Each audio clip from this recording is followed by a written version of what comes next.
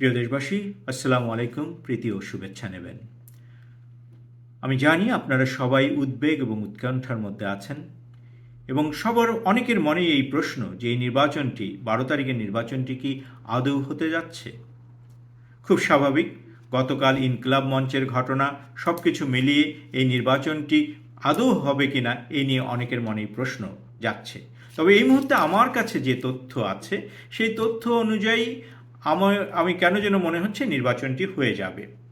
কারণ তথ্য বলছে যে নির্বাচনটি হয়ে যাবে। কেন হয়ে যাবে? কারণ এই নির্বাচনটি চাচ্ছে মার্কিন যুক্তরাষ্ট্র এবং ডক্টর ইউনূস উভয়ের স্বার্থ রক্ষার জন্য এই নির্বাচনটি হতে যাচ্ছে এবং তাদের স্বার্থ রক্ষার জন্য জামাত এবং এনসিপি জোটকে এই নির্বাচনের মাধ্যমে নির্বাচিত করে নিয়ে আসা হবে, যেটি জনগণের ভোটের প্রতিফলনের মাধ্যমে হবে না, সেটি মূলত ডক্টর ইউনূস এবং মার্কিন যুক্তরাষ্ট্রের যে পরিকল্পনা সেই পরিকল্পনা মাফিক হতে যাচ্ছে। আপনারা দেখেছেন যে ডক্টর ইউনূস সরকার, এই অগণতান্ত্রিক সরকারটি নির্বাচনের আগে, যেটা সাধারণত করা হয় না, যেটা সাধারণত নির্বাচনকালীন সরকার কখনো এই কাজগুলো করে না, মার্কিন যুক্তরাষ্ট্রের সাথে অনেক দেশবিরোধী চুক্তি করছে, সেই চুক্তিগুলোকে বাস্তবায়ন করার জন্য তাদেরকে জামাত এনসিপি জোট ছাড়া তাদের কাছে কোনো বিকল্প নেই। কারণ এই জোটের জনসমর্থন নেই, কিন্তু তাদের একটা মাসল ফোর্স আছে, সেইটিকে কাজে লাগিয়ে তারা হয়তো কিছুদিন ক্ষমতায় টিকে থাকতে পারবে। তো যে কারণে নির্বাচনের ফলাফল আমরা মোটামুটি জেনে গেছি, সেটি হচ্ছে হা জয়যুক্ত করা হবে এবং হাকে জয়যুক্ত করা হবে, কারণ হা জয়যুক্ত না হলে ডক্টর ইউনূস ক্ষমতায় থাকতে পারবেন না। আর নির্বাচনে বিএনপিকে জিততে দেওয়া হবে না, কারণ বিএনপির যেহেতু একটা জনসমর্থন আছে এবং বিএনপির ব্যাপারে মার্কিন যুক্তরাষ্ট্রের কিছু রিজার্ভেশন আছে। যদিও আমাদের কাছে তথ্য আসছে যে পার্শ্ববর্তী দেশের বিএনপির প্রতি একটা হয়তো সহানুভূতি ওই মুহূর্তে কাজ করছে।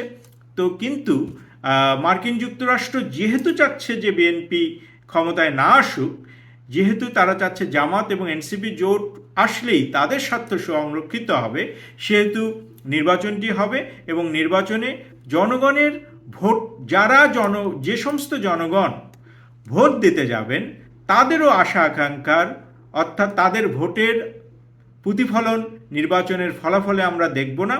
এটি আমাদের কাছে যে তথ্য আছে সেই তথ্যগুলো বলছে।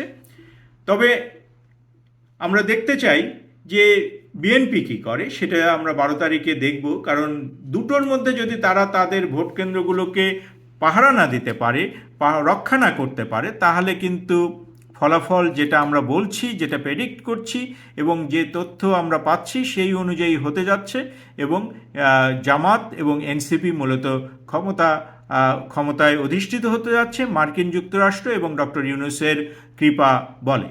এবং তাদেরকে ক্ষমতায় নিয়ে আসা হবে একটাই কারণে, যাতে করে তারা দেশ বিক্রির যে চুক্তিগুলো করা হচ্ছে মার্কিন যুক্তরাষ্ট্রের সাথে সেই চুক্তিগুলোকে বাস্তবায়ন করতে পারে।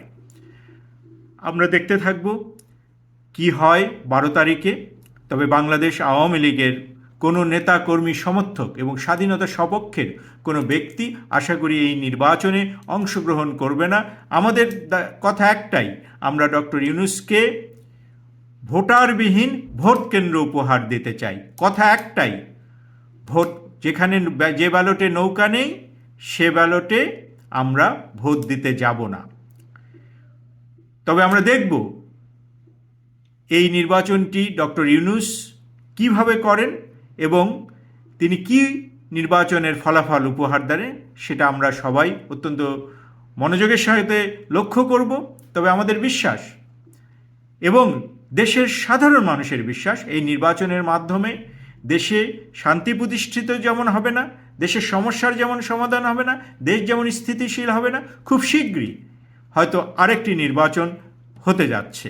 সেটির জন্য আমরা প্রস্তুতি নেব। বাংলাদেশের আওয়ামী লীগের নেতাকর্মীদেরকে দ্বিতীয় নির্বাচনটির জন্য প্রস্তুতি নেওয়ার আহ্বান জানাচ্ছি। আপনারা মাঠ ছাড়বেন না, মাঠে থাকতে হবে। বাংলাদেশ আওয়ামী লীগ জনমানুষের দল, জনমানুষের সাথে থাকেন, ইনশাল্লাহ বিজয় আমাদের আসবেই। সবাইকে ধন্যবাদ জানিয়ে জয় বাংলা, জয় বঙ্গবন্ধু, জয় হোক বাংলাদেশের মেহনতি মানুষের।